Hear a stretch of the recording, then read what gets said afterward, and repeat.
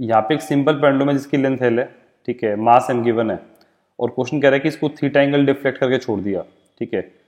और एक स्ट्रिंग जो है बेटा इसका एक पेग पे हिट करता है, मतलब ये एक पेग है, मतलब नेल टाइप का है जो कि टॉप पॉइंट से एक्स डिस्टेंस नीचे है, ठीक है।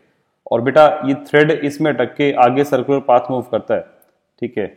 और क्वेश्चन क्या कह रहा है देखो, a part, assuming that initially the bob has a height less than the peg, मतलब इस बॉल को जो थीटा रखा है ना वो इस पेग के लेवल से नीचे नीचे रखा है, ठीक है।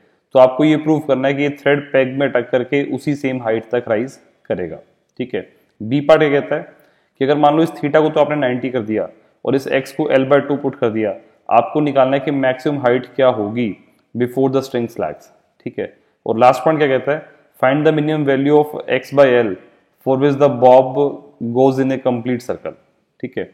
तो देखो बच्चों पहले पार्ट को देखता हूं मैं, जैसे मान लो ये पेग हो गया और ये पार्टिकल यहाँ पे आकर के क्या होगा कि इस पॉइंट के बाद ये सर्कुलर पार्ट में जाएगा, ठीक है। तो हमें प्रूव करना है कि ये हाइट और ये हाइट सेम है। तो देखो बेटा यहाँ पे इसकी वेलोसिटी 0 है और यहाँ पे भी इसकी वेलोसिटी 0 है। एक्चुअल में ये पाथ ऐसे नहीं होगा, मैं पाथ बना के दिखाता हूँ आपको कैसा होगा। जैसे अभी तो ये ऐसे चलेगा, ठीक है, मतलब इतने सर्कल में चलेगा और उसके बाद इस पेग के अबाउट ऐसे चलेगा, मतलब ये सर्कल और ये सर्कल दोनों का रेडियस अलग अलग होगा, ठीक है। तो बेटा इस पॉइंट पर इस पॉइंट पे दोनों ही पॉइंट पे काइनेटिक एनर्जी 0 है, ठीक है। और बेटा इसमें पूरे पाथ में वर्क डन सिर्फ ग्रेविटी का हो रहा है। तो बेटा इस पॉइंट और इस पॉइंट दोनों की पोटेंशियल एनर्जी भी सेम होगी, और पोटेंशियल एनर्जी जब मैं सेम करूंगा तो इसका मतलब हाइट सेम आ जाएगी, ठीक है। अब बच्चों बी पार्ट को देखते हैं कि मान लो थीटा तो 90 कर दिया और जो ये पेग वाला पॉइंट है ये L/2 डिस्टेंस पे कर दिया, तो हमें निकालना है कि किस पॉइंट पे ये स्लैक करेगा, ठीक है। तो बच्चों मैं कहता हूं मान लो ये एंगल अल्फा है, ठीक है। तो इस पॉइंट पर अगर इसका एफबीडी बनाऊं तो mg ऐसे, mg का ये कंपोनेंट बनेगा mg cos अल्फा, और यहाँ पे टेंशन 0 करेंगे क्योंकि स्लैक करना है, ठीक है।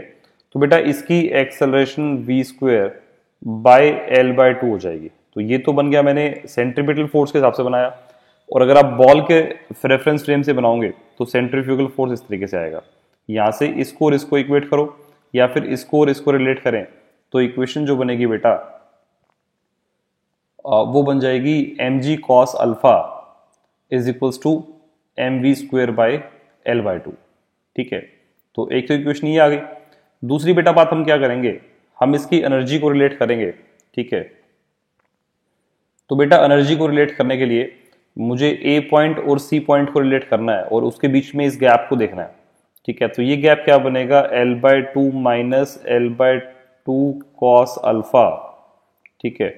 तो बेटा ए पॉइंट और सी पॉइंट पे जब आप एनर्जी कंजर्व करोगे तो इक्वेशन इस तरीके से आ जाएगी, ठीक है, क्योंकि ए पॉइंट पे काइनेटिक एनर्जी 0 है और हमारे पास ये दो इक्वेशंस है, इनको सॉल्व करके बेटा cos अल्फा की वैल्यू आ गई 2/3, ठीक है।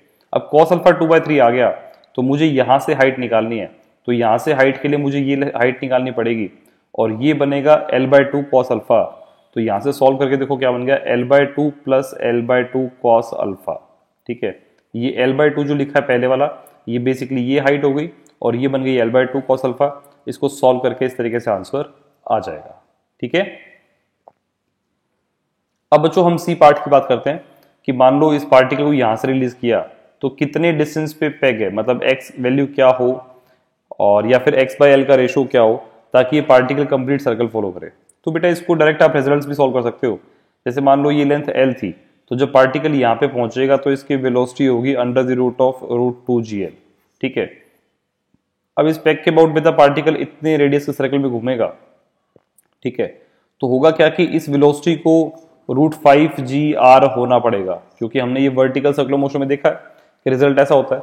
अब आप इसको इक्वेट करते हैं तो √2gl क्या बन जाएगा, √5gl-x, squaring both sides 2gl is equals to 5gl-5gx, ठीक है। तो इससे ये टर्म कैंसिल, यहाँ पे बनेगा 5x is equals to 3l और x/L बनेगा 3/5, मतलब 0.6 के बराबर, ठीक है। तो इस तरीके से बेटा हम x/L इवैल्यूएट कर सकते हैं।